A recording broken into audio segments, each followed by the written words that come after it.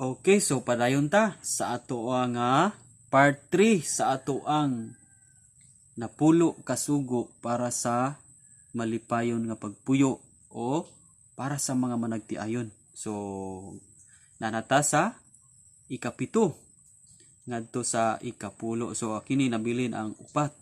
So karon ato kining i-continue ang ikapito mao ni matud pa dinhi never both be angry at the same time.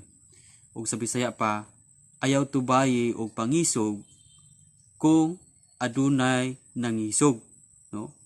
So kung imo ni sabton dapat kung naay mangisog dili po nato tubayan og pangisog. If kung mutubag ta kung dunay nangisog, kinahanglang magmakalma ang ato ang pulong. Tungod kay kung parehos mong duha nga nangisog ug walay nagpaubos, sumudako ang kalayo kung walay nagpaubos. Muna nga dili dapat nga kamong duha parehos nga niulbo.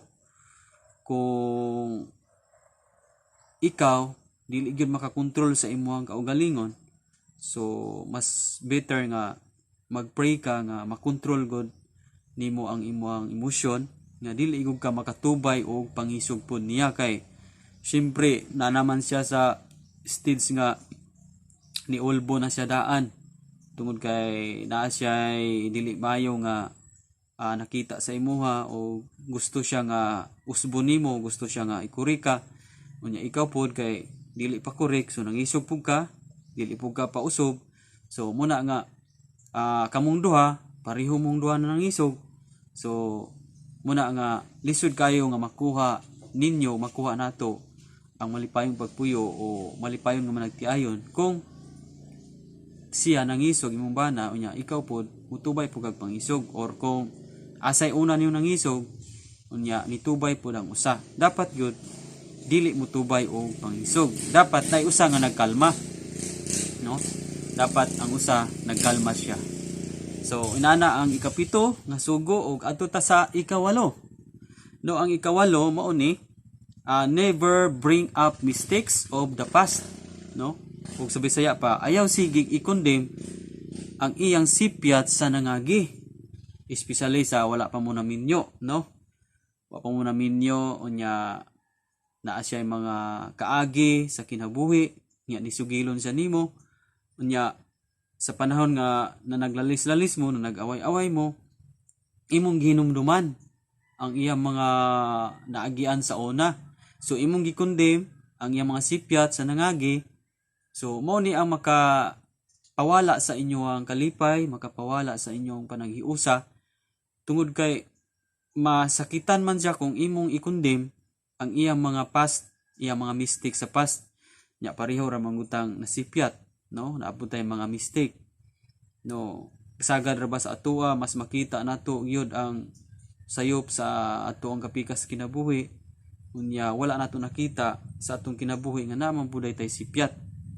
So dapat kita kamong duha dapat mag-adsanay nga pareho man day punta nga sipyat. So dili dapat i-condemn ang nangagi niyang sipyat, tungod kay ang Dios wala man nag-condemn sa ato ang nangagi. Ang atong Dios gipasaylo man ta sa atong mga past. Apan kitang tao lisod kayo natong mawala sa atong una-una ang past nga nangagi sa atong kapikas kinabuhi. But remember nga ang atong buhi nga Dios ga forgive siya, ga pasaylo siya. So wala tay rason nga kita mo condemn sa iyang past kay gipasaylo man siya sa Ginoo. So ayaw gyud og praktisa nga imong hinumduman og isgutan ang iyang mga nangagi, kay mao ni ang makawala sa inyong pagka malipayon nga pagkamanagtiayon. Okay, so adto ta sa ikasiyam, hapit na ta mahuman igsuon. Kaning never yell at each other, ug sa Bisaya pa, ayaw singgit-singgiti o ayaw sagit-sagiti. O sa laktod pa nga pagkaistorya, ayaw i-singka-singkahi o ayaw ipusdak ang iyang pangalan. No, sagad ramang go sa manag-away, magpinusdakay na ining pangalan. Sa manag-uyab pa, Perti ba kaninduta og mga tuno ning pagtahod, no? Han, kaon na bi, kaon na love, no? O grabe gud ta ka pag-amping sa mga pagtahod nato sa wala pa ta naminyo. Kunya pag kaminyo na naigamay rang sinugdanan, kunya niabot na sa pagpinusdakay na kanang mga ngalan, ipusdak na, no? Kunya muna makawala sa inyong pagkamalipayon nga pagpuyo. Kay samot na mga ato ang mga pangalan. Nya kani para bago atong mga pangalan kay mga kombinasyon ra bagos mga ginikana nato sagad sa mga kakaraanan sa una. Kunya dili man taganahan nga ipusdak-pusdak na.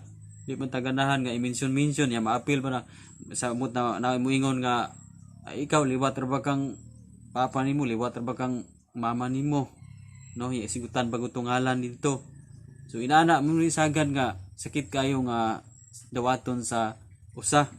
That's why kaning pagsingka-singka ato gini siyang i-minimize, ato gini siya nga i-control ug pangayon nato sa Ginoo nga dili nato mahabit ang pagkamasingkahon, no? Ug kaning gamay rang butang unya dakuon nato, dili nato na ihabit kaning gamay ra nga butang unya atong dakuon, no? Kung mahimo pwede ra magunang masitol o kalma ra nga pagsilutianay kung gamay ra, no? Unya saga nato bisa gamay kaayo ato mang idako og yaw-yaw maabot mas lain nga mga kuan ibang pusdak na mga ngalan, no?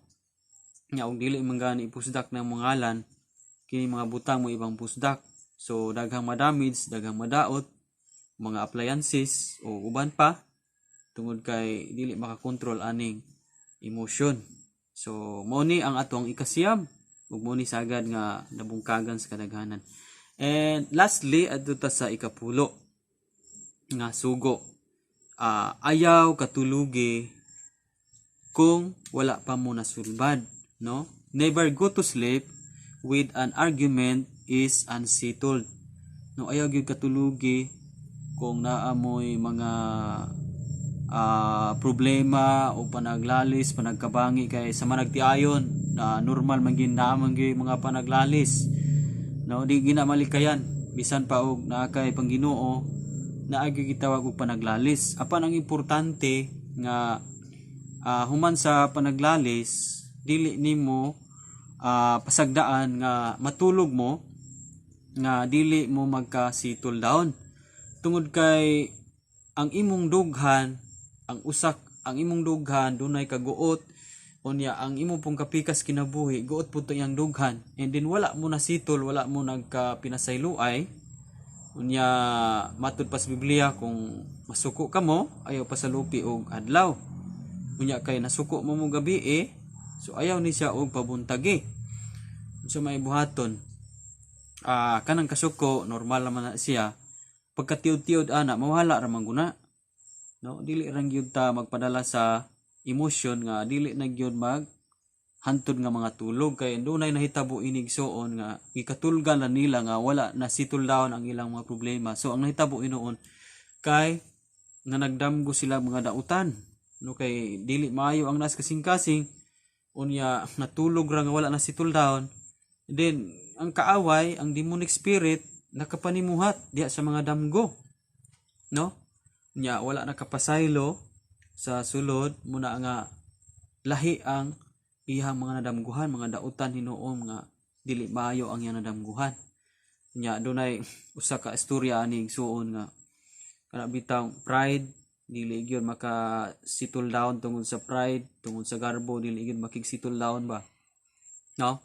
Dunay duha ka man nagtiayon wala sila'y anak, unya katong bana nagtrabaho to siya, nya katong asawa kiring kayo sa iyang bana, kada abot sa iyang bana inandaman gyud og pagkaon sa lamisa, gatas kinutilan gyud og gatas.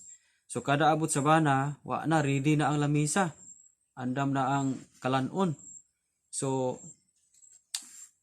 laktod nga pag-istorya everyday ginabuhat sa asawa na ay one time igsuon nga ang asawa na lahi niya og timpla ang kanabang sudan ba na asgad o nalahi ang yang timpla. So andam na to sa lamisa pero ang bana wala ganahi sa timpla.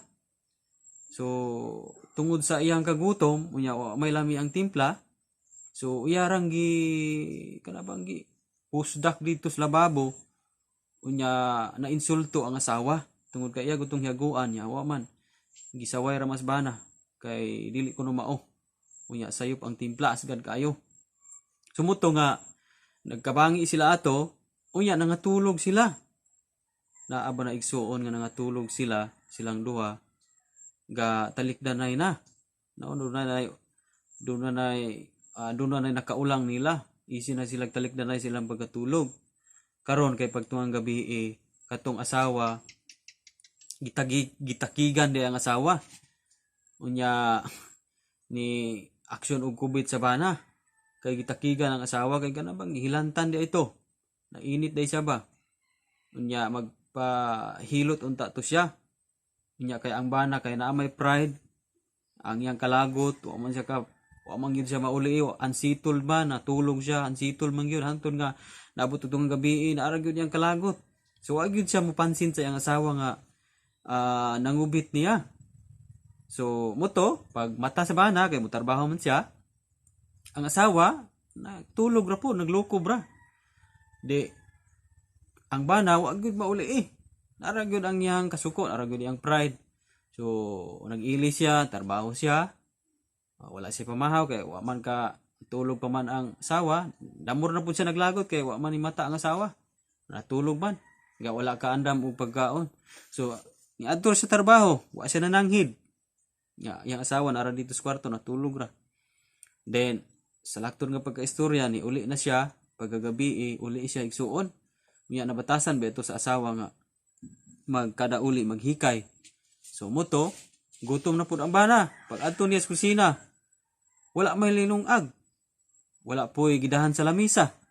Unya ang katong mga pinggan, mga hugasan, maurag yung maurag yun ang sitwasyon sa gabi So wala gyud na utro.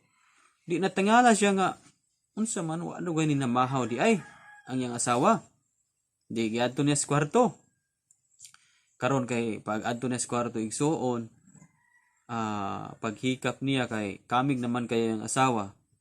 Di ay kay ang asawa patay na. So moto baling hilak sa bana, di pa siya naka-realize, di pa siya nangaypasaylo nga patay na. No? Ulahay na ang tanan igsuon. Muna nga lisod kayo kung dunay problema, dunay panagbangi, dunay mga panaglalis unya mo tulog rata nya ansito lang ato ang kasing-kasing, wala na sito lang yung kasing-kasing. Nya di mo nato matagna ang ato ang kinabuhi. Pareho atong istoryaha nga ang asawa gitakigan gilantan niya namatay na noon pagka kuan. So wala sila nagkapasaylo anay tungod sa pride. Kay kung wala pa to siya pride, posible unta nga itong asawa matabangan niya. Kay mahikap man to niya nga uy nanginit man di ay gilantan. So iya tong tagaan og tambal. Apan tungod kay pride man hitabo nga noon ang mga butang nga dili unta dapat mahitabo. So mo ni atong pulo ka sugo and huli nga aduna tay nakuha ang pagtulunan para sa ato ang pagpuyo ug dili pa ulahi ang tanan. Doon na pa'y chance nga kita magbago sa ato ang pagpuyo, sa atong pagkabana, sa atong pagkaasawa ug atong pangayon sa Ginoo nga kini napulo kasugo unta ma-apply kini sa matag pamilya aron nga makabaton o malipayon nga pagpuyo o managtiayon nga lig-on ang matag relasyon. So just comment below kung napanalanginan ka niini nga mensahe niini nga mga tambag o ayaw kalimot kung bago pa ka niini nga channel, just click the notification bell o subscribe nimo para nga in my next video daghan pa ta mga advices mga pagtulunan nga atong hipaawom sa pulong sa Ginoo next time. So para ma-notify ka o para ma-shout out ka, just comment below. Pwede nimo i-type imong pangalan kung asa ka ron o asa ka nga lugar o para next time kita-kita na po ta next time sa atong next video. So God bless.